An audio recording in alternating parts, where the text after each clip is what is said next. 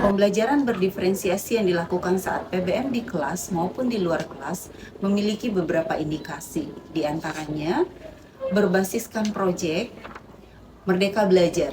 Untuk itulah saya mencoba melakukan inovasi dan kolaborasi antar peserta didik dan guru dalam mempelajari capaian pembelajaran naratif di kelas 10 fase E di SMA Negeri 1 Batanganai, yakni pembelajaran melalui digital storytelling. Baiklah, saya akan mencoba memaparkan tahapan dalam pembuatan digital storytelling yang dilakukan oleh siswa kelas 10 di SMA Negeri 1 Batanganai. Pertama, project launching.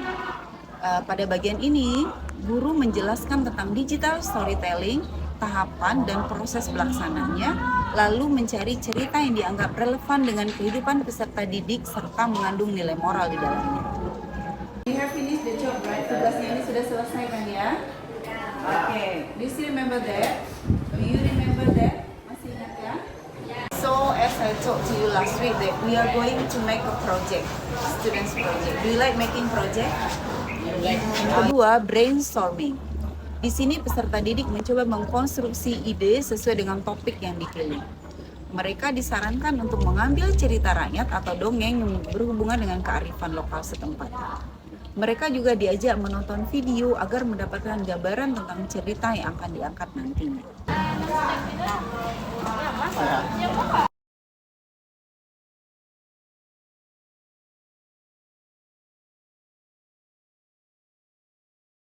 Langkah ketiga, grup diskusi.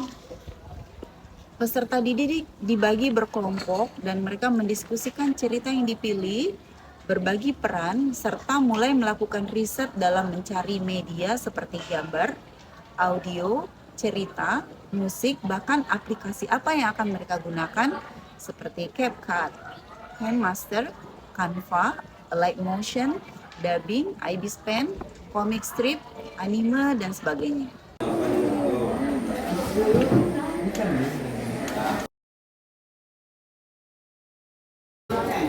Are you ready to move, guys? Yeah.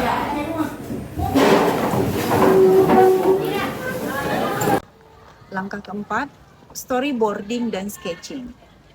Pada tahapan ini, peserta didik berkelompok untuk membuat perencanaan storyboard dan membuat sketsa karakter yang digunakan. Mereka mulai mengurutkan informasi, mengidentifikasi kebutuhan gambar, audio, teks, dan animasi. Disinilah pentingnya kolaborasi dan diferensiasi dalam proses, konten, serta produk yang dihasilkan.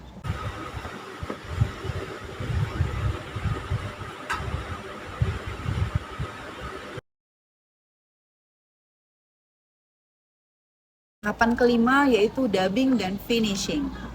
Pada tahapan ini, peserta didik mengisi suara ceritanya dengan memperhatikan intonasi, pengucapan, dan karakter cerita.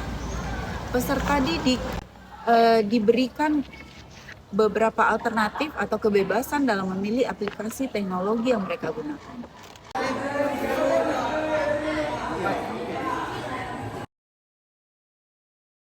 Langkah keenam yang merupakan langkah terakhir adalah sharing dan publishing.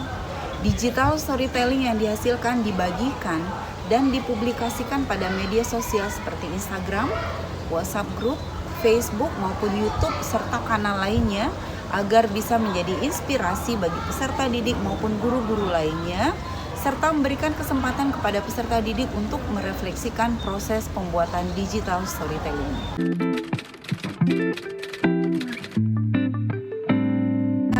Saya juga mengajak mereka untuk sesekali belajar di luar kelas atau outdoor activity seperti di perpustakaan, di Palanta, di literasi, bahkan di laga-laga arena latihan terbuka sekolah. Hal ini saya lakukan untuk menghindari kejenuhan yang mungkin saja terjadi karena proses pembuatan digital storytelling ini berlangsung lebih kurang 1 bulan. Dapat saya simpulkan bahwa pembelajaran berdiferensiasi yang terjadi selama proses pembelajaran bisa dikategorikan sebagai diferensiasi konten, di mana ada peserta didik yang lebih cenderung mengambil cerita rakyat sampai cerita yang berasal dari luar negeri. Diferensiasi proses yaitu melalui sistem kerja peserta didik dalam menyelesaikan karyanya. Ada yang lebih suka bekerja sama di dalam kelompok dan ada juga yang senang bereksplorasi secara mandiri. Diferensiasi produk yang dapat diamati dari karya digital storytelling yang dihasilkan, di mana adanya kelompok yang menghasilkan produk akhir berupa video, anime, bahkan komik strip. Demikianlah digital storytelling berisi cerita naratif yang saya gagas. Semoga bisa menjadi salah satu alternatif solusi dan cerita inspiratif yang menginspirasi guru dan insan pendidikan lainnya dalam melaksanakan pembelajaran berdiferensiasi sesuai konsep Merdeka Belajar di dunia pendidikan di tanah air. Melalui digital storytelling, differentiated learning dapat diwujudkan sebagai proses berkarya dan berbagi bagi peserta didik yang memiliki beragam gaya belajar.